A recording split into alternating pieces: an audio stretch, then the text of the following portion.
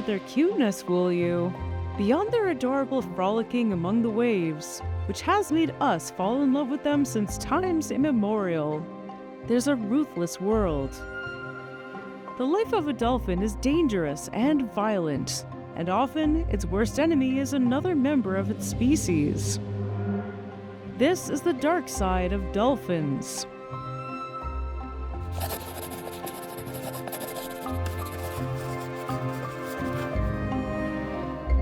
Hi, I'm Danielle Dufault, and you're watching Animalogic.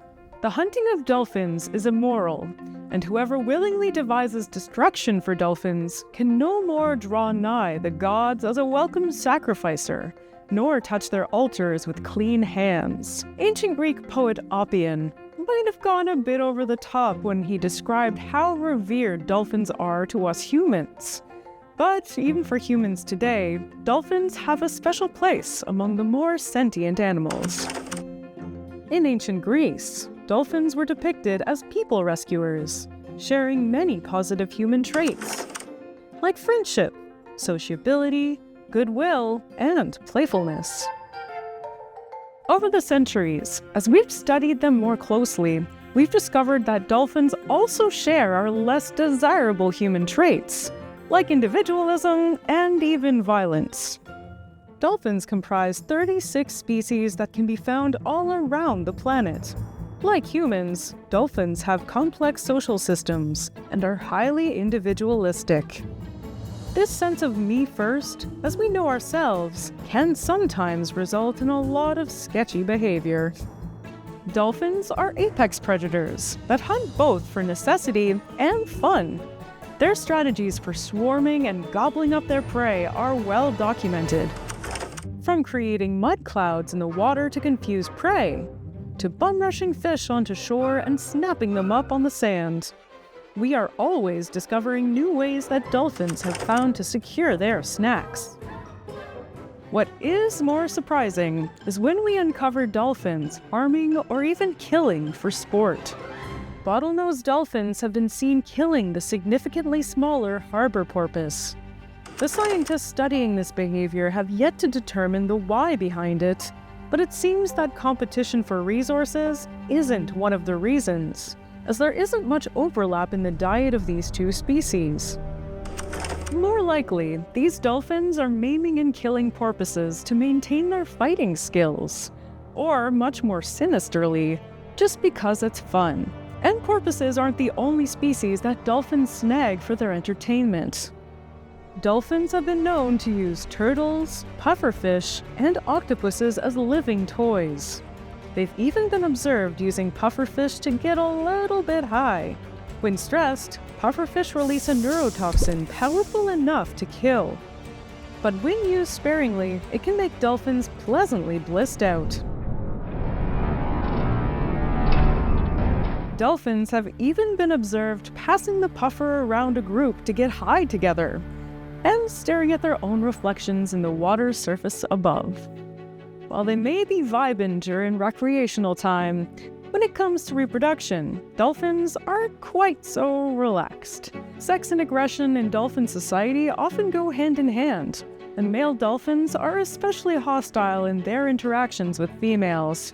In a behavior called herding, a group of 2 to 3 males are known to surround a female who is unwilling to mate, capture her, and prevent her from mating with anyone else. This imprisonment can go on for weeks at a time. All the while, they're trying to coerce her into being receptive to their advances. This is a particularly brutal reproductive strategy to ensure that the male who successfully mates with her will carry on his line. But females also have their own strategies to avoid becoming impregnated by a male they don't like. Female bottlenose dolphins have evolved complex spiral-shaped vaginas, with folds leading to dead ends. If a male forces himself upon her, she can rotate her body, causing him to spill his seed in the wrong direction. She can then swim off to mate with a male she picks herself. Sex among dolphins isn't always so violent, thankfully. Australian humpback dolphins have been seen courting females by bringing them enormous sea sponges, all while singing and dancing. These visual and auditory displays, along with the gift of a hefty sponge, could be meant to convince the female that he would be a strong and virile partner. The less romantic interpretation is that he's showing off just how strong he is, as a display of dominance to coerce her into mating. And now we're back at violence, which I guess is never far from the surface with dolphins. Remember those murdered porpoises? They were killed at the height of the breeding season, when testosterone in male dolphins is at its peak, and their most ferocious tendencies are on display. During this time, dolphins have even been known to have the blood of their own brethren on their flippers. Infanticide happens among dolphins when males kill the young of a female they didn't mate with. This reproductive strategy ensures that the female will become fertile again in a few months, quickly opening up the possibility of a successful pairing for that male. In 2009, a scientist in Scotland observed an attempted infanticide, when a male charged into a mixed group of bottlenose dolphins, grabbing a newborn calf and attempting to kill it. The mother and others were able to pull the baby away, but it was found 8 months later, beached with serious spinal injuries. These kinds of aggressive attacks against newborns may explain why spinal deformities are common in that dolphin population. When it comes to dolphin sexual aggression, even other species aren't safe. Not even humans.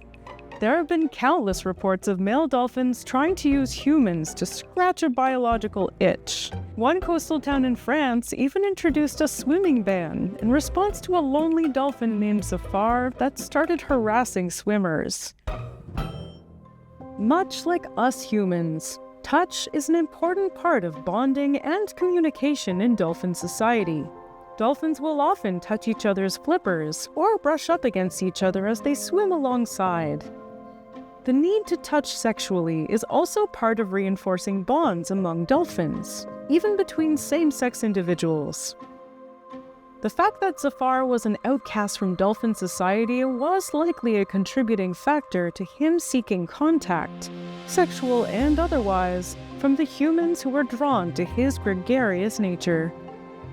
While dolphins may engage in some seriously sketchy behavior according to us, hyperbole aside, they can't be viewed through a human moral lens. Instead, we could use these complex creatures as a mirror to hold up to ourselves in an effort to examine our own darker sides. So what should we talk about next? Please let me know in the comments below, and don't forget to subscribe for new episodes every week. Thanks for watching. See ya!